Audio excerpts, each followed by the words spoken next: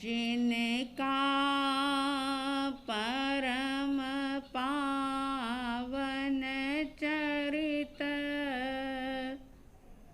जल निधि समान अपार है। जिनके गुणों के कथन में गणधर न पावे पार है। बस वीतराग विज्ञान ही जिनके कथन का सार है। उन सर्वदर्शी सन्मति को वंदना शत बार है। उन सर्वदर्शी सन्मति को वंदना शत बार है।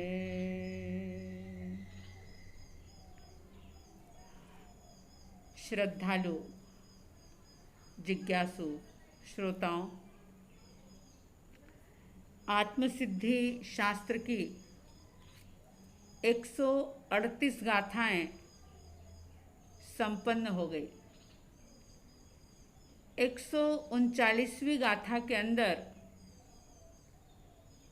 ज्ञानी की बात बता रहे हैं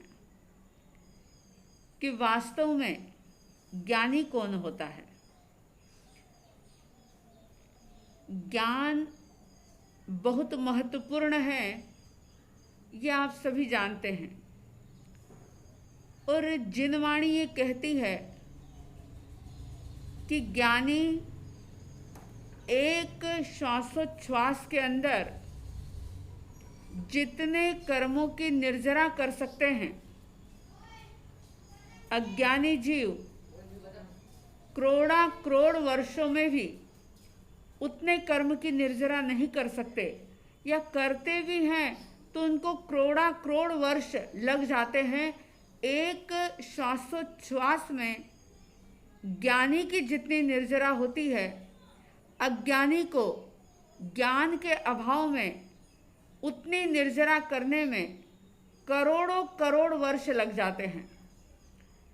शास्त्र की इस बात को सुनकर के आप बहुत गहराई से चिंतन कर सकते हैं कि जीवन में ज्ञान का कितना महत्व है। लेकिन सवाल होगा कि कैसा ज्ञान, किसे कहें ज्ञान? क्या खूब सारे शास्त्रों को पढ़ लेना, ग्रंथों को पढ़ लेना, दूसरों को पढ़ा देना, ये ज्ञान है? शास्त्र के अंदर वर्णित शब्दों को अपनी स्मृति में सुरक्षित कर लेना, सभी प्रकार के भेद प्रभेदों को उंगलियों पर गिन लेना और अपनी मेमोरी में सेव कर लेना, क्या ये ज्ञान है? बहुत सारी किताबें लिख देना, बहुत लच्छेदार भाषण दे देना, बहुत बड़ी जॉब कर लेना, बहुत बड़ी डिग्रियां प्राप्त कर लेना, क्या है ज्ञान? किसे कहे ज्ञान? क्योंकि अगर शास्त्र पढ़कर के ज्ञानी बना जा सकता या शास्त्र पढ़ने वाला ज्ञानी होता तो दुनिया के अंदर बहुत सारे लोग हैं। अगर सिर्फ बहुत सारे साहित्य का सृजन कर देने वाला ही ज्ञानी हो सकता तो दुनिया में बहुत सारे ऐसे लोग हैं जो अपनी छोटी सी जिंदगी के अंदर बहुत साहित्य की ग्रंथों की रचना करते हैं, कई प्रकार की पुस्तकें लिख देते हैं जो लोगों के लिए एक पथ प्रदर्शन का काम करती है, तो क्या उन्हें ज्ञानी माना जाए? जगत के लोग, दुनिया के लोग अपनी बहिर्दृष्टि से शास्त्र पढ़ने वाले को, मेमोरी में बहुत सारी शास्त्र की बातों को सेव करने वालों को, बिना देखे बहुत कुछ चर्चा वार्ता करने वालों को ज्ञानी मान सकती है। जिसने खूब सारी बुक्स लिखी हो, उनके प्रति भी दुनिया के लोगों के मन में, उनकी नज़रों में एक सम्मान का भाव पैदा हो सकता है और उनको भी ज्ञानी माना जा सकता है दुनिया की नज़रों में। लेकिन यहाँ पर हम जगत की बात नहीं कर रहे हैं, यहाँ हम अध्यात्म की बात कर रहे हैं। अध्यात्म में और दुनिया में यही तो अंतर है। अध्यात्म जगत बिल्कुल अलग बात बता रहा है। अध्यात्म कह रहा है कि ज्ञानी वो नहीं जिसने बहुत सारे शास्त्र कंठस्थ किए हैं, पढ़े हैं, सुने हैं या कहे हैं। ज्ञानी वो भी नहीं जिसने दूसरों को बहुत ज्ञान बांटा। ज्ञानी वो भी नहीं जिसने खूब सारी किताबें लिख डाली, जिसने माँ सरस्वती के भंडार को, साहित्य जगत को खूब समृद्ध किया, वो भी अध्यात्म दृष्टि से ज्ञानी नहीं है। इस 139वीं गाथा के अंदर ज्ञानी के लक्षण बता रहे हैं कि सचमुच ज्ञानी कौन है। लच्छेदार भाषण देने वाला भी ज्ञानी नहीं कहा जा सकता। हो सकता है, लेकिन भाषण देने से ही कोई ज्ञानी होगा ऐसा नहीं हो सकता। शास्त्र पढ़ के ज्ञानी बना जा सकता है, लेकिन शास्त्र पढ़ने वाला, शास्त्र कंठस्थ करने वाला, शास्त्रों की बात करने वाला ज्ञानी हो ही जाए ये कोई जरूरी नहीं होता। हाँ, बुक्स लिखने वाला ज्ञानी हो भी सकता है, लेकिन जिसने बहुत सारी किताबें लिखी है, साहित्य का सृजन किया है, वो ज्ञानी हो ही जाए ऐसा कोई जरूरी नहीं है। तो क्या डेफिनेशन है अध्यात्म जगत में ज्ञानी की? बहुत प्यारी बात बता रहे हैं 139वीं गाथा के अंदर।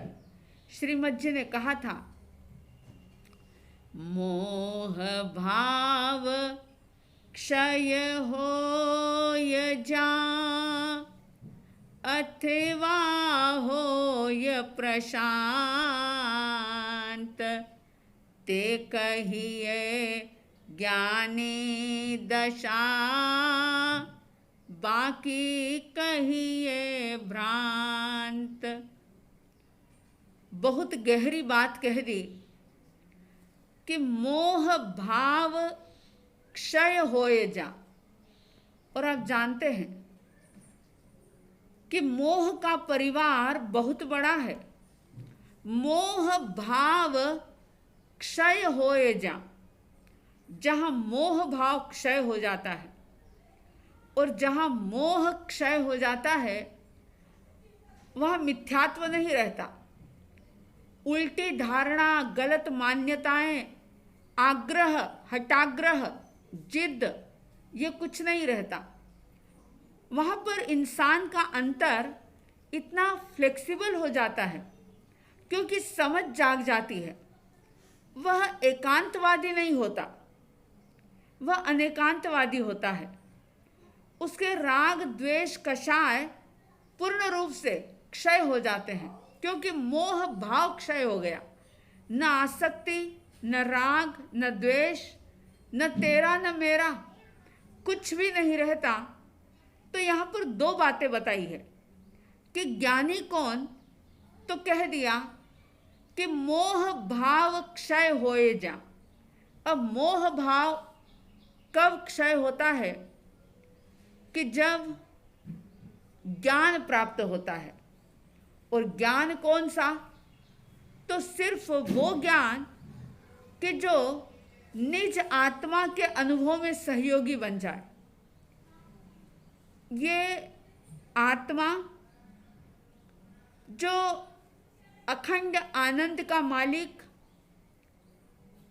जो एकत्व, विभक्त, जो भी इसके विशेषण हैं, उन सारे विशेषणों के साथ आत्म तत्व समझ में आ जाए और ऐसा समझ में आए कि जो आज तक जन्मों जन्म से देह में मैं बुद्धि जो रही, इस शरीर के अंदर मेरे पने का जो भाव रहा। सोचो, शरीर के अंदर, देह के अंदर मैं बुद्धि है या नहीं है? अगर कोई ये कहता है कि शरीर में मैं बुद्धि मेरी नहीं है, तो चेक करना होगा कि अगर आपको ऐसा लगे कि इस देह में मैं बुद्धि नहीं रखता, मैं मानता हूँ, जानता हूँ कि आत्मा अलग है, शरीर अलग है, ये संयोग है, ये कार्मिक संयोग है, कर्म के परिणाम से मिला हुआ ये शरीर है, ये देह है, और इसमें मैं बुद्धि नहीं है। और स्वाभाविक है कि जब शरीर में मैं बुद्धि नहीं हो तो इस शरीर के नाम से भी मैं बुद्धि नहीं रहती। जो कुछ भी शरीर को नाम मिला हुआ है, उस नाम से, उस नाम को लेकर के अगर कोई टीका टिप्पणी कर दे, अगर कोई इंसल्ट कर दे, अगर कोई अपमान कर दे, तो चेक करना भीतर में कि कैसी उथल पुथल होती है। अगर उथल पुथल हो रही है, मन पीड़ित और परेशान हो रहा है, तो समझ लेना कि देह में मैं बुद्धि, यानी देह को मेरा मानना, ये हमारे अंदर में कूट कूट करके भरा हुआ है। और ज्ञानी कहते हैं कि ये पूरा अज्ञान है, ये मोह है, ये आसक्ति है। तो इस भ्रांति में मत रहना, इस भ्रमणा में, भूल में मत रहना कि खूब सारे आगम पढ़ लेंगे तो ज्ञानी हो जाएंगे। बहुत गहरी परिभाषा ज्ञान की बता रहे हैं कि मोह भाव क्षय होय जा। जहां पर मोह भाव क्षय हो जाता है, क्षय होने का मतलब पूरी तरह से नष्ट हो जाता है। पूरी तरह से नष्ट होने का मतलब कि फिर कभी भी वो पैदा नहीं हो सकता। अनंत अनंत काल बीत जाए, लेकिन मोह भाव नष्ट होने के बाद वापस पैदा नहीं होता। इस प्रकार से नष्ट हो जाए, निक्षय हो जाए। क्योंकि अगर क्षय नहीं हुआ, क्योंकि आप लोगों के मन में ये सवाल पैदा हो सकता है कि अगर ये परिभाषा है ज्ञानी की, मोह भाव क्षय होए तो वो ज्ञानी, तो आज के समय में ज्ञानी बनना बहुत मुश्किल बात है। और ज्ञानी बने बिना, यानी ज्ञान के बिना कर्मों की निर्जरा हो नहीं सकती। आप सोचो कितनी बड़ी बात कही है जिन वाणी के अंदर कि एक श्वासोच्छ्वास के अंदर ज्ञानी सिर्फ अपने ज्ञान से कोई भी क्रिया ना करते हुए, सिर्फ ज्ञान के द्वारा जितने कर्मों की निर्जरा कर देते हैं, अज्ञानी उतने कर्मों की निर्जरा करने में करोड़ा करोड़ वर्ष लगा देते हैं। कितना बड़ा अंतर है ज्ञानी और अज्ञानी में। तो मोह भाव क्षय होए तो वो ज्ञानी। तो श्रीमद जी ने एक और बात कह दी अथवा होए प्रशांत।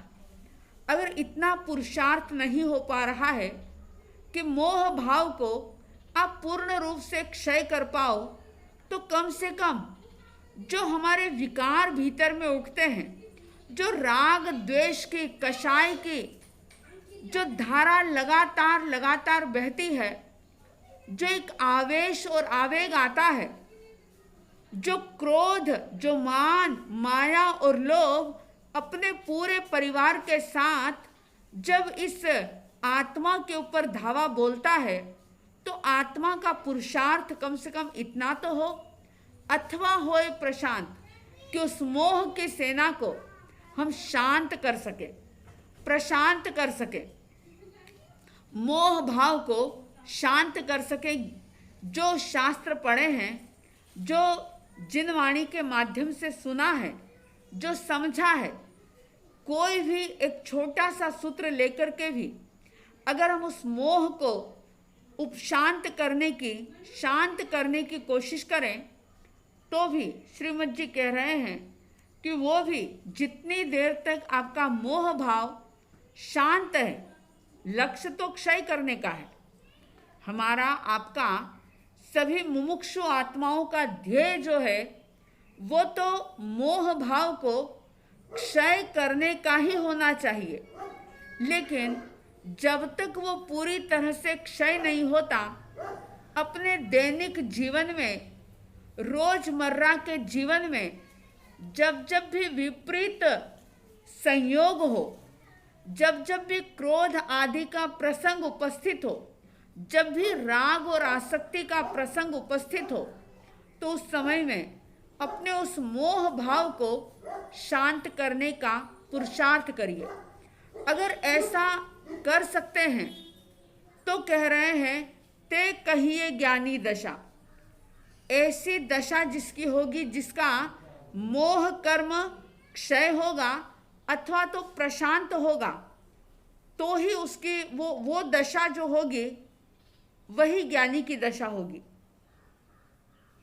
अगर मोह के क्षय या प्रशांत हुए बिना ही कोई ये सोचे कि शब्दों का जाल भीतर में इकट्ठा करके मैं ज्ञानी बन गया, तो ये बहुत बड़ा छलावा होगा स्वयं के साथ। ते कहिए ज्ञानी दशा अथवा कहिए भ्रांत, वही ज्ञानी दशा होगी, ज्ञानी की वो दशा होगी। और अगर ऐसा नहीं है,